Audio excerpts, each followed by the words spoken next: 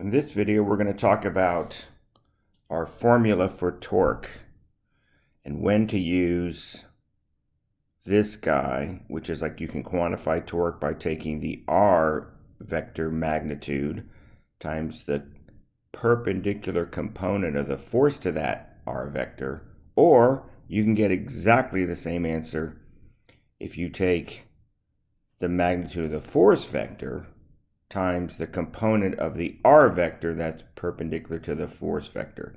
Wow, that seems confusing. Where does this come from? It comes from the ultimate formula for torque, which is that the torque vector, which we do not emphasize at all in this course, is the R vector cross product the force vector. Okay, put that aside. Okay, because what that means is it turns into these two potential ways of thinking about torque. In terms of force times R perpendicular, which we call the moment arm, or torque is the magnitude of the R vector times the perpendicular part of the force. Let's first make sure we kind of know or have a sense of what do we mean by R perpendicular and F perpendicular. So this was from one of the mastering physics problems, and let's take the exact same scenario and let's draw some vectors to illustrate those two different ways of thinking about it. Well, in both of them have exactly the same force vector. Okay, all right, so let me orient you here.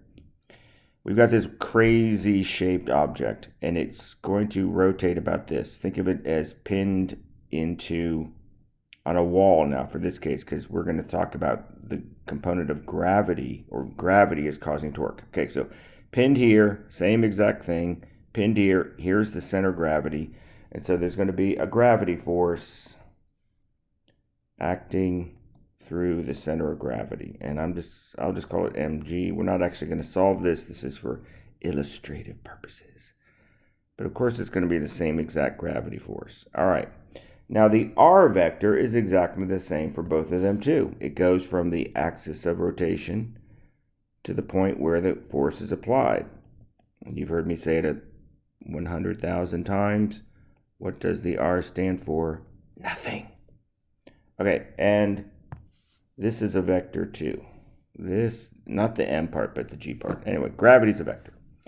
All right, let's break it down into, let's think about it first as the gravity force times R perpendicular. So how do you find or think about R perpendicular? You start out with the line of action. It's just a line. It can be in your head if you want, or it can be on paper. But imagine or draw a line that goes through your force vector.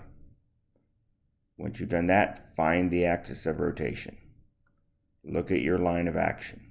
Then draw a line that goes from the axis of rotation to the line of action. The fact that it hits the force vector doesn't matter. It's all about the line of action. That is R perpendicular. And it has a nickname. It's called the moment arm. Moment is another word for torque. All right. This is thinking about torque as F times R perpendicular. You would find the length of R perpendicular, or the moment arm, times the magnitude of the gravity force.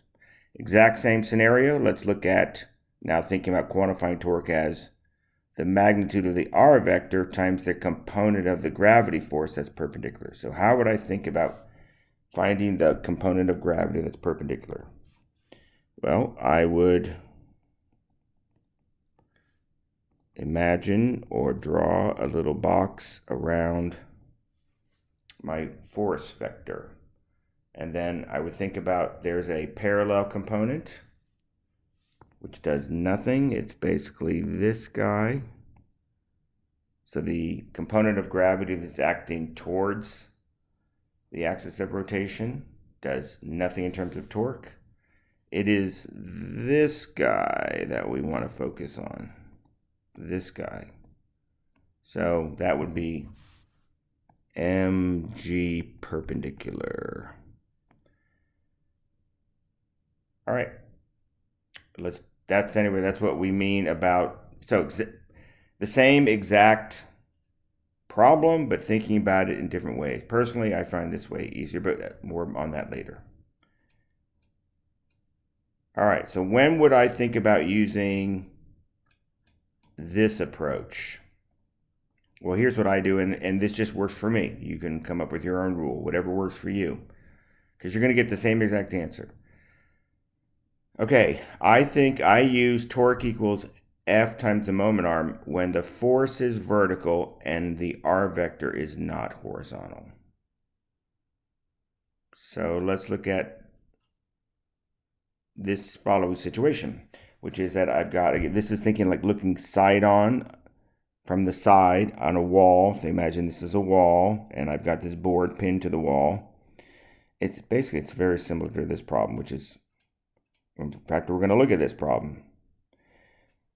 Okay, so let's, I'm not going to put in numbers, but let's go through how would I quantify the torque for this from the gravity force, Well, gravity is going to be mg, and my r vector, which I wouldn't normally, let's not even draw the r vector. Well, let's draw it just so you can visualize it, just in case. But this is the r vector. But I see, okay, my force is straight up and down, and my r vector is not horizontal. If it was horizontal, if the force was vertical and r was horizontal, this would be a seesaw problem. It would be just F times r. Okay, so I'm going to think about it as force times moment arm. So again, draw that line of action. Oh, I need to get some, I need an angle here. Let me pause and think about what angle I've decided. So this board is pinned here and it is oriented 30 degrees below horizontal. In other words, it's drooping down 30 degrees from level. And I want to know what is the torque associated with the gravity force acting on this board. Okay, so now going back to my moment arm. This is my line of action. I've drawn my line of action. Now I go back and find my axis of rotation, and I think about drawing a line that goes from the axis of rotation to my line of action, and that's going to be our perpendicular. So that means I'm going to say that, oh, I can quantify the torque by taking the magnitude of the force times r perpendicular. So the magnitude of the force is just going to be mg. But what is r perpendicular? I see what it is visually, but how do I quantify that? Well, I'm going to mess things up a little bit by like, do you see the right triangle? I do. Okay. Good, Mr. McIntyre, you see the right triangle. All right, well, r perpendicular is adjacent to the given angle. So basically, what do we, okay, I had a little pause in my head there. So all right, so let's break out, I see my right triangle. Let's do our, okay, is it going to be cosine or sine? Well, let's remind ourselves that cosine of an angle on a right triangle is going to be the ratio of the opposite side over the hypotenuse. And I can see that r perpendicular is the adjacent side and r is the, oh my God, r is the hypotenuse. So, well, here's what I'm thinking is I forgot to give you, let me pause the video and come back so I don't have to restart. But I'm going to add some values here so I'm not like going, Okay, sorry about that. But I'm not going to restart this video. He said, all right, so basically whatever I did, I just invented some numbers here. I said, oh, well, it's 0.2 meters between the axis of rotation and the center of gravity. Okay, so now I know the r vector magnitude is 0.2.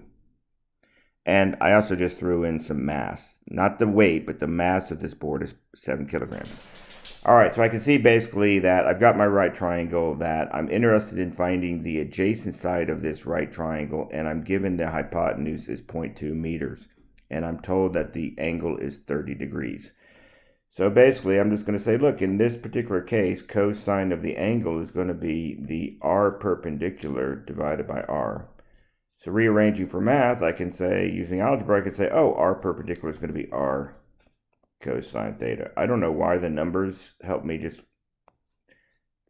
think about that more clearly, but they did. So going back over here, then I can say the torque from gravity on this board at its current angle is going to be mg, that's the force, times r cosine theta. And we could just plug the numbers in since I just made them up. We got 7 kilograms.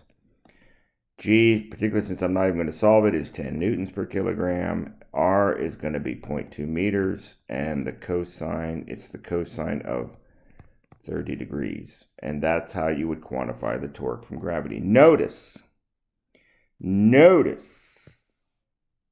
that I'm using cosine. Now, why did I use cosine? I thought we usually use sine. Well, it depends. This is why you need to kind of, this is why, you remember we've got this equation for torque that says, torque, I don't need to know any of this stuff about moment arms. Mr. McIntyre's crazy. All I need is RF sine theta. Well, I wouldn't do that because, yeah, it would be RF sine theta, but in that case, that would be this angle, not the given angle. So you're better off not just blindly applying T equals RF sine theta. Okay, so why is it cosine here instead of sine? Because it's the angle that's given. Okay, I wasn't given this angle. That's why. All right, we're going to move on now to another case. Now we're going to go through an example where I think of torque as being the magnitude of the r vector times the component of the force that's perpendicular to the r vector. Okay, when would I think like this? Well, this is when my brain, this is how my brain is wired, I'm trying to get that n in there. All right, so basically I think of torque this way when the r vector is horizontal and the f vector is not vertical. Well, here's an example of that. So, when I say horizontal and vertical, I'm thinking of like this is imagine this board is pinned to a wall and this is a side view. So these idea of horizontal and vertical may not always be the case, but just think in this case, just imagine on your piece of paper, is R horizontal and is F not vertical? Well, what if R was horizontal and F was vertical? Well, then you've got your lovely seesaw problem and there's no, then you're done, right? If this is R is horizontal and F is vertical, then you got that 90 degrees and torque is just RF, just the magnitude of the two. You don't have to worry about any trig, cosine of, no. Okay, but that's not what we're talking about here. That's not the situation here. Situation here is that I've got on my paper at least is R is a horizontal vector and F is something other than vertical. And now I'm going to think about it as RF perpendicular. So I'm not going to mess with the R vector. I'm going to find the vertical component of the force vector. So I'm going to draw my box around my force vector. And I'm going to think about dividing my force vector into its two components. Now, I'm just going to draw it, but that's all I'm going to do with it is here is F parallel. Now, what kind of force is this? I don't know. This could be a tension force. This could be a rope. It could be you pushing. It's just a force. So this is the parallel component. Its line of action is right through the axis of rotation. There's no torque associated with this guy. All this force does, this part of the force does, is pull the board sideways, but it's anchored in place by this nail, so it doesn't go anywhere. What I'm really interested in is the part of this force that is perpendicular. That's the part of the force that's going to be resulting in torque.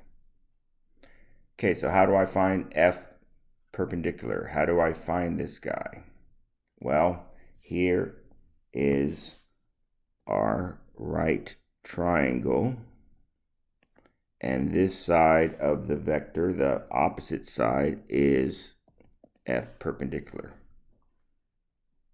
So is it this or this? It doesn't matter. You could use this triangle. You could use this triangle. I always use this triangle. And I just say, look, this is what I'm after here. This is the magnitude of the F perpendicular. All right.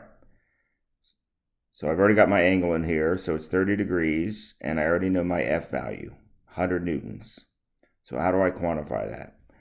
Let's go do our little trig. I got a right triangle. And in a right triangle, the sine of the angle, the sine of an angle in the right triangle, whichever one, is going to be equal to the ratio of the opposite. Wait a second. Did I draw adjacent or opposite? That's bad. That's so bad. I'm so sorry. Hopefully you're still watching the video. What the heck? That's the adjacent side. I had a bad feeling. All right. So this one is correct. Sorry about that. All right, so that's your basic relationship for sine of the angle, opposite over hypotenuse. It's the SO in SOHCAHTOA. Well, in our case, the opposite side is what we're after. It's the F perpendicular, and the hypotenuse is the magnitude of the force vector. So I can rewrite this as multiplying both sides by F. I can say, oh, I can quantify the perpendicular component of this force vector by taking the magnitude of the force vector times the sine of the particular angle given. Notice that I'm using sine here. And I hate to scroll back, but here's cosine. So is it sine or cosine? It depends. That's why not just using that RF sine theta without understanding what's going on can be a little bit dangerous. All right, so I can now quantify the perpendicular part. So I go back to my, all right, so this is pretty easy from this point on, is the torque is going to be, all right, now what is my, I'll just draw it here.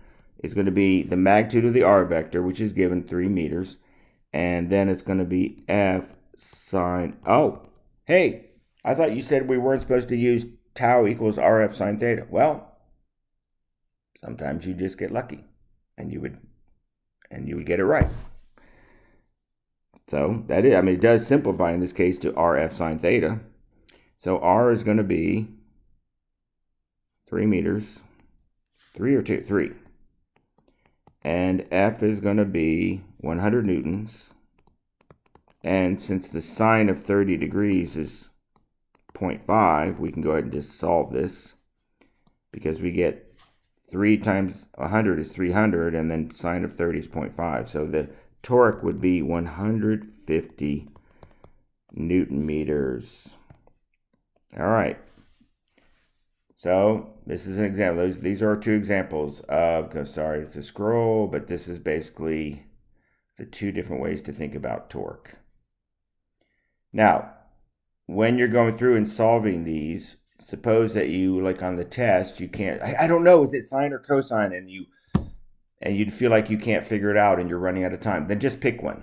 I'm not saying I wouldn't be happy if you were doing a real engineering project. I'd say really figure it out. But in a test, don't just freeze. Like if you're running out of time, just pick one.